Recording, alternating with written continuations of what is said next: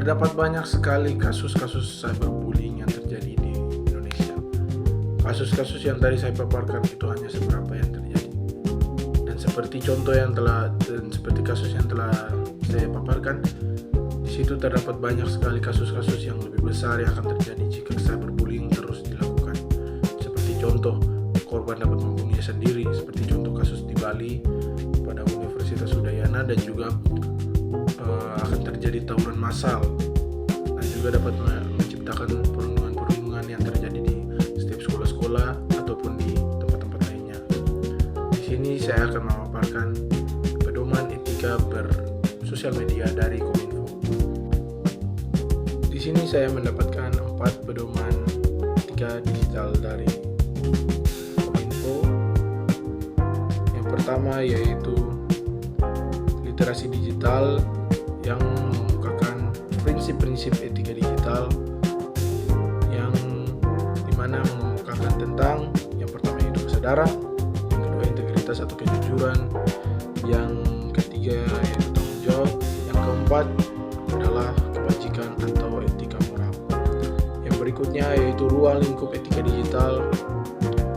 Yang pertama yaitu mengenali dan menolak konten negatif, berinteraksi secara bermakna dan hormat. Yang ketiga yaitu berpartisipasi dan berkolaborasi secara etis. Yang ketiga yaitu komponen etika digital dalam literasi, yang mengemukakan yang pertama yaitu digital skill atau kemampuan menggunakan alat digital. Yang ketiga digital culture atau nilai budaya dan kebangsaan dalam ruang digital. Dan yang ketiga yaitu digital safety atau keamanan data dan perlindungan privasi. Yang keempat atau yang terakhir yaitu etika digital dalam kebijakan artificial intelligence atau AI.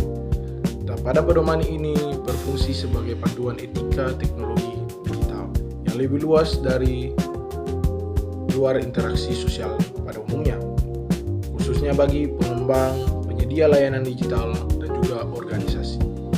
Itulah beberapa pedoman dari Kominfo. Biarlah pedoman-pedoman tersebut dapat dibaca, dimengerti, dan juga dipahami agar tidak terjadinya cyberbullying yang lebih besar lagi ke depannya.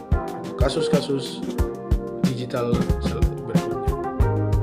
Di sini Pancasila menjadi landasan etika dan moral dalam kehidupan warga negara, termasuk di ruang digital. Etika digital mengatur perilaku baik dan bertanggung jawab saat menggunakan teknologi. Sedangkan moral berkaitan dengan nilai hati nurani yang membedakan benar dan salah. Di setiap sila Pancasila memiliki relevansi dalam etika digital. Yang sila pertama itu menunjukkan bahwa menuntun warga digital bertindak jujur dan moral. Sila kedua menunjukkan dalam menekankan penghormatan terhadap martabat manusia dan penolakan terhadap perundungan digital. Sila ketiga mengajak kita untuk menggunakan media digital untuk menjaga persatuan dan menolak provokasi. Yang sila keempat mengajarkan kita kebebasan berpendapat dan yang santun dan bijaksana. Yang sila kelima menegaskan keadilan termasuk akses dan pemanfaatan teknologi secara adil. Dalam warga digital berlandaskan Pancasila, mereka adalah individu yang cerdas, beretika, bertanggung jawab, dan berkontribusi positif di ruang digital. Dengan mengamalkan nilai-nilai Pancasila, interaksi digital dapat berlangsung secara beradab, adil, dan memperkuatkan persatuan bangsa. Contoh kampanye publik yang berhasil yang saya dapat yaitu kampanye saring sebelum sharing.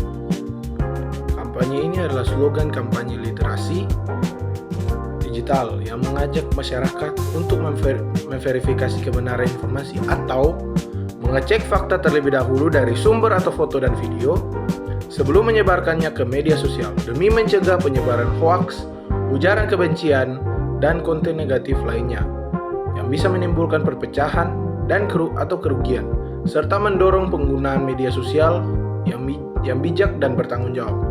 Inti dari kampanye ini yaitu jadilah pengguna internet yang cerdas dan bertanggung jawab agar ekosistem digital menjadi lebih sehat.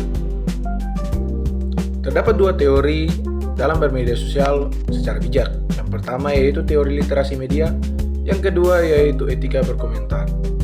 Teori literasi media menekankan kemampuan untuk mengakses, menganalisis, mengevaluasi, dan menciptakan pesan media secara kritis dan etis. Dalam kemampuan ini secara langsung mempengaruhi etika berkomentar dengan mendorong pengguna untuk berpikir kritis, menghormati privasi, dan bertanggung jawab atas dampak komentar mereka.